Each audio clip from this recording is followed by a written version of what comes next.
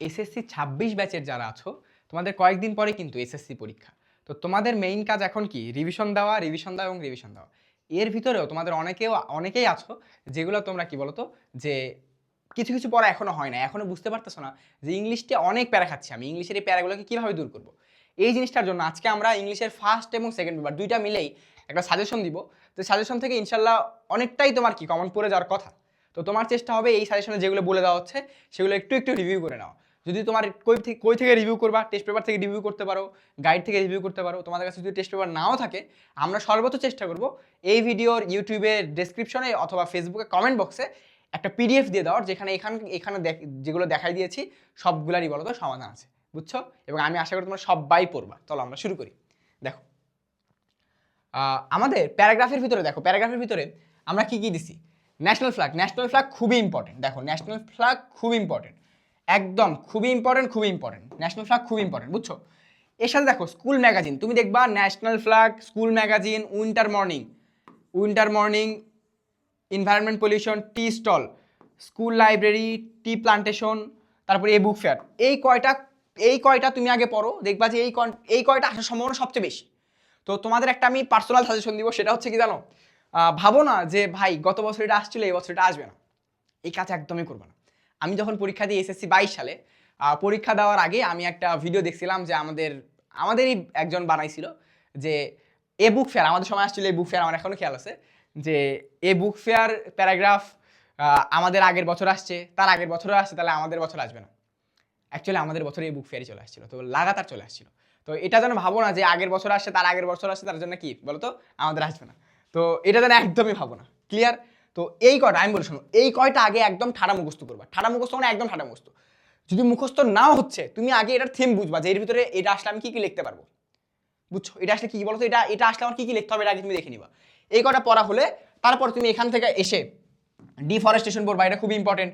রেনিরে পড়বা, এটাও খুব ইম্পর্টেন্ট। দেখবা যে এগুলাই অল্টারনেটিভ চলে আসছে।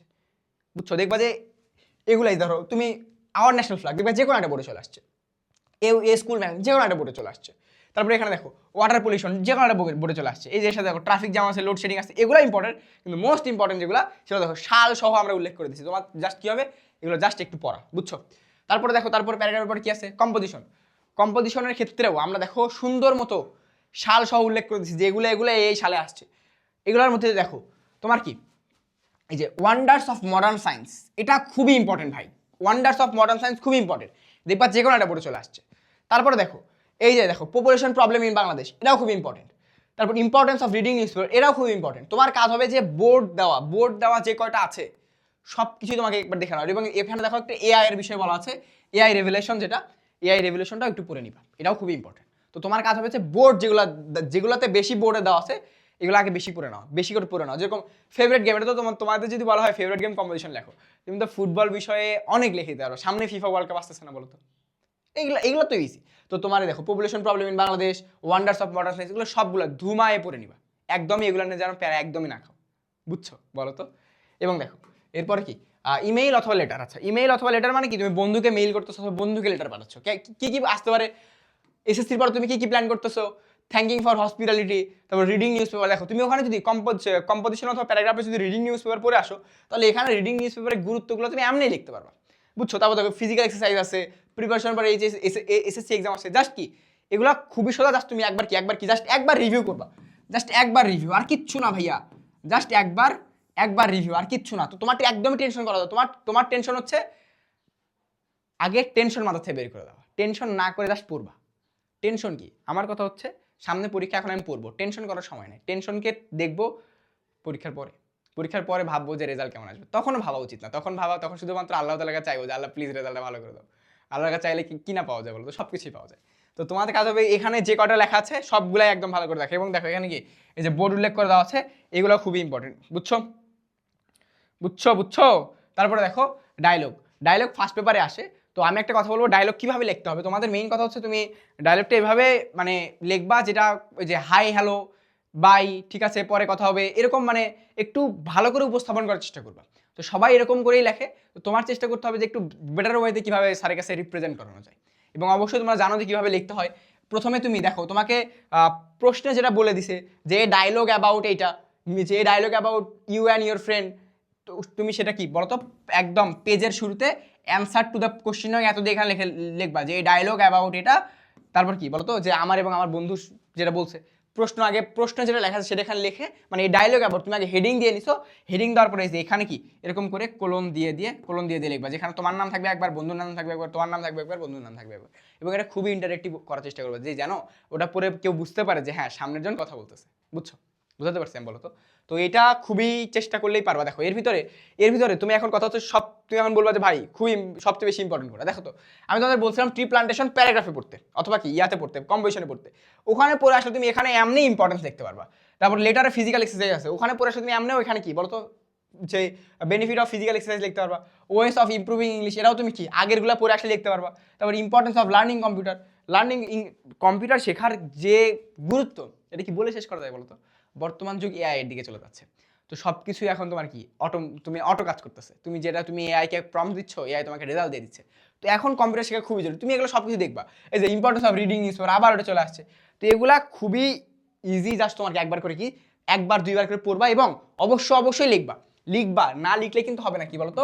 এটা অবশ্যই এগুলা লিখবেন। ওকে, নেক্সট দেখো কি বলছে, ট্র্যাডিশনাল স্টোরি, যেগুলো স্টোরি আছে স্টোরি রাইটিং এর সময় দেখবা অনেকগুলো স্টোরি আছে, অনেক ধরনের স্টোরি আসতে পারে, তার ভিতরে যেগুলো ট্র্যাডিশনাল স্টোরি, যেরকম দেখো টু ক্যাটস অ্যান্ড মানকি, কোনটা ওই যে একটা পাউরুটি নিয়ে দুইটা কি বলে, আচ্ছা two cats maybe two rats ছিল, এটা টু র্যাটস দুইটা ইঁদুর এবং একটা বানর, অথবা টু র্যাটস হয়তো, যে একটা কি বলতো যে একটা পাউরুটি নিয়ে শিয়ালের কাছে যায় অথবা কি বানরের কাছে যায়, গিয়ে বলে এটাকে ইকুয়াল পার্ট করে দাও, তো শিয়াল সব সময় একটু ছোট বড় করে নিজেই খেয়ে নিত। তারপরে দেখো এই যে কিং মাইডাস, বুঝছো?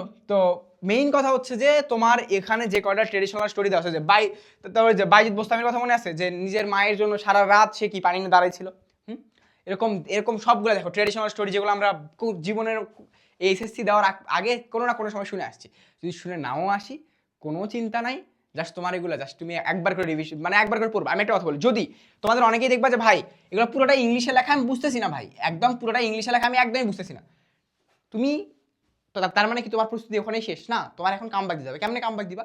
তুমি ওটাকে আগে বাংলায় কনভার্ট করে পড়বা। কেমনে কনভার্ট করবা? জেমিনিকে দিবা অথবা তুমি চ্যাট জিপিটিকে দিবা, দিয়ে বলবা যে ট্রান্সলেট ইট ইনটু বাংলা, তাহলে ট্রান্সলেট ইনটু বাংলা করে দিবে তোমাকে, সুন্দর মতো বাংলাটা পড়বা, তারপরে তুমি ইংলিশটা পড়ার চেষ্টা করবা। তো তুমি যে পারতেছো না এটা কোনো মানে, এটা তো সমাধান করতে হবে, পারতেছো না একটা প্রবলেম, এটাকে সমাধান আমরা করবোই, ঠিক আছে?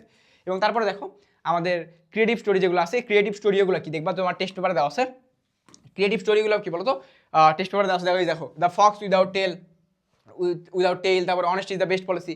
তো এই ক্রিয়েটিভ স্টোরিগুলোও কি তুমি একদম সুন্দর করে কি দেখে নিবা, টেস্ট পেপারে আছে সবগুলো। এবং লাস্টে দেখো ফর্মাল লেটার আছে, ফর্মাল লেটার বলতে যে ফর্মাল লেটার অথবা তুমি একে ধরো ফর্মাল মেইলও তোমাকে করতে বলতে পারে, তোমার প্রিন্সিপালকে স্টাডি ট্যুরের জন্য একটা লেটার লিখতেছো অথবা কি বলতো মেইল করতেছো, সেটা বা ক্যান্টিন। দেখো এখানে স্টাডি ট্যুরের জন্য এটা খুব ইম্পর্টেন্ট, সেটা বা ক্যান্টিন খুব ইম্পর্টেন্ট। তারপর হচ্ছে তুমি দেখো আর কি আছে এখানে, এই দেখো সেটিং আপ আ কম্পিউটার ক্লাব, এটা খুব ইম্পর্টেন্ট, কম্পিউটার ক্লাব অথবা ডিবেটিং ক্লাব। তারপরে হচ্ছে দেখো তুমি এই যে টি প্লান্টেশন প্রোগ্রাম, দেখো টি প্লান্টেশন আমি এক জায়গায় পড়ে আছি, সব জায়গাতে টি প্লান্টেশন চলে আসতেছে। তারপরে তুমি দেখো হচ্ছে ফর এ টেস্টিমোনিয়াল। তো মেইন কথা হচ্ছে এগুলা মোস্ট ইম্পর্টেন্ট হচ্ছে এগুলা, তোমার কাজ হবে হচ্ছে এই ভিডিও দেখে এই জিনিসগুলো যেগুলো লেখা আছে এগুলো নিজের টেস্ট পেপার থেকে পড়ো অথবা গাইড থেকে পড়ো, এবং কি দ্রুত নিজে নিজে লেখার চেষ্টা করা, না দেখে দেখে লিখতে পারলেও দেখে দেখে লেখার চেষ্টা করো, দেখে দেখে 2বার লেখো 3বার লেখো, এমনিই তুমি চলতে পারো যে না দেখে লিখতে পারো। তো ভয় করার কোনো কারণ নাই, ভাবো যে ইনশাল্লাহ পারবোই, আল্লাহ তাআলা সবাইকেই মস্তিষ্ক দিয়েছেন, সবাইকেই হাত পা দিয়েছেন, তারা পারলে আমি কেন পারবো না? তো আমি আমার সর্বোচ্চ চেষ্টাটা করে নিজের সর্বোচ্চ আউটপুটটা নিয়ে আসবো এবং তোমরা পারবাই ইনশাল্লাহ, ঠিক আছে? আসসালামু আলাইকুম।